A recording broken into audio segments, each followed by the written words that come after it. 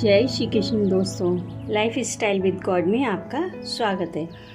दोस्तों, यहाँ पर हम श्रीमद् भगवद गीता के चौथे अध्याय का अध्ययन कर रहे हैं, जिसका नाम ज्ञान कर्म संन्यास योग है। आज हम छठे श्लोक का अध्ययन करेंगे।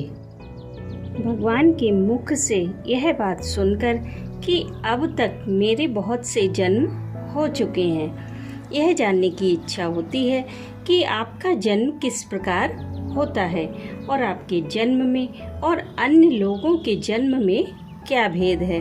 अतएव इस बात को समझाने के लिए भगवान अपने जन्म का तत्व बतलाते हैं।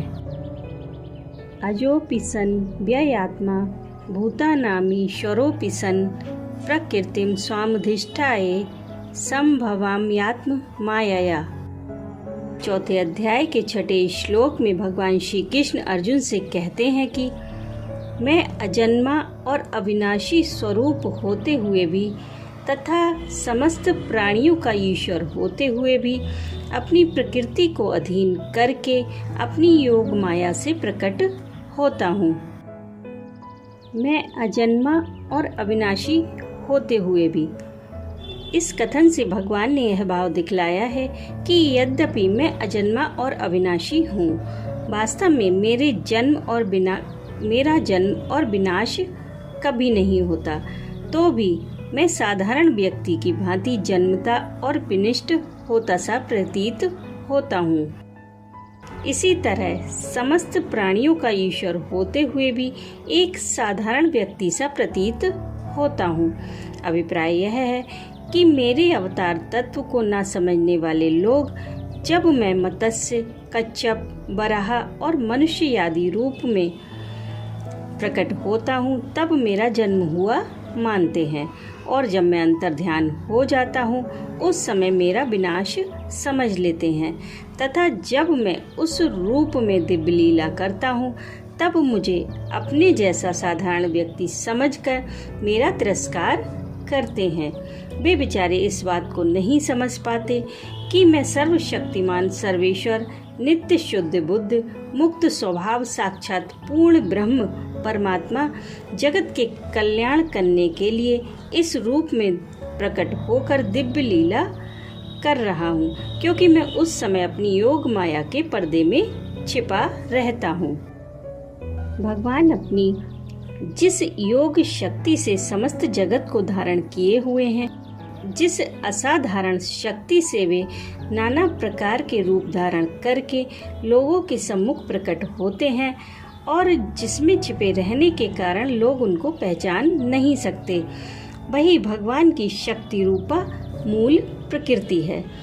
मूल प्रकृति संसार को उत्पन्न करने वाली है और भगवान की यह योग माया उनकी अत्यंत प्रभावशालिनी ऐश्वर्यमय शक्ति है। यही इन दोनों का भेद है। मैं अपनी प्रकृति को अधीन करके अपनी योग माया से प्रकट होता हूँ। इस कथन से भगवान ने साधारण जीवों से अपने जन्म की विलक्षणता दिखलाई है। अभिप्राय यह है कि जैसे जीव प्रकृति के वश में होकर अपने अपने कर्मानुसार अच्छी बुरी योनियों में जन्म धारण करते हैं और सुख दुख का भोग करते हैं, उस प्रकार मेरा जन्म नहीं है। मैं अपनी प्रकृति का अधिष्ठाता होकर स्वयं ही अपनी योग माया से समय समय पर दिव्य लीला करने के लिए आवश्यक रूप धारण किया करता हूँ। वह मेरा जन्म स्वतंत्र और दिव्य होता है, साधारण जीवों की भांति कर्मवश नहीं होता। अब मन में यह जिज्ञासा आती है कि साधारण जीवों के जन्मने और मरने में और भगवान के प्रकट और अंतर्ध्यान होने में क्या अंतर है। साधारण जीवों के जन्म और मृत्यु उनके कर्मों के अनुसार होते हैं, उनकी इच्छा अनुसार नहीं होते। उनको माता के गर्भ में रहकर कष्ट भोगना पड़ता है। जन्म के समय वे माता की योनि से शरीर सहित निकलते हैं। उसके बाद शैन्य शैन्य वृद्धि को प्राप्त होकर उस शरीर का नाश होने पर मर जाते हैं। पुनः कर्मानुसार दूसरी योनि में जन्म धारण करते हैं, किंतु भगवान का प्रकट और अंतर्ध्यान होना इससे अत्यंत विलक्षण है और वह अपनी इच्छा पर निर्भर है। वे चाहें जब चाहें, जैसे चाहें, जहाँ चाहें, जिस भी रूप में प्रकट और अंतर्ध्यान हो सकते हैं।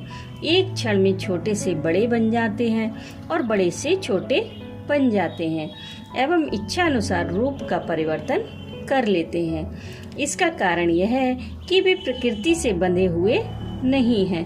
प्रकृति ही उनकी इच्छा का अनुगमन करती है। इसलिए जैसे 11वें अध्याय में अर्जुन की प्रार्थना पर भगवान ने पहले विश्व रूप धारण कर लिया, फिर उसे छिपाकर वे चतुर्भुज रूप से प्रकट हो गए और उसके बाद मनुष्य रूप हो गए।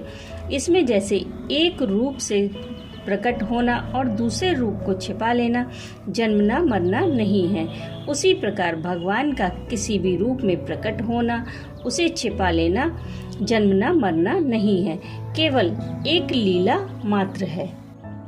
अब समझते हैं कि भगवान श्री कृष्ण का जन्म तो माता देवकी के गर्भ से साधारण मनुष्यों की भांति ही हुआ होगा। फिर लोगों के जन्म में और भगवान के प्रकट होने में क्या भेद है? ऐसी बात नहीं है। श्रीमद् भागवत का वह प्रकरण देखने से इस शंका का अपने आप ही समाधान हो जाएगा। वहाँ बतलाया गया है कि उस समय माता देवकी ने अपने सम्मुख शंख चक्र गदा और पद्म धारण किए हुए चतुर्भुज दिव्य देव रूप से प्रकट भगवान को देखा और उनकी स्तुति की। फिर माता देवकी की प्रार्थना से भगवान ने शिशु रूप धारण कर लिया। अतः उनका जन्म साधारण मनुष्यों की भांति माता देवकी के गर्भ से नहीं हुआ, वे अपने आप ही प्रकट हुए थे। जन्म धारण की लीला करने के लिए ऐसा भाव दिखलाया गया है मानो साधारण मनुष्यों की भांति भगवान 10 महीनों तक माता देवकी के गर्भ में रहे और समय पर उनका जन्म हुआ। राधे राधे।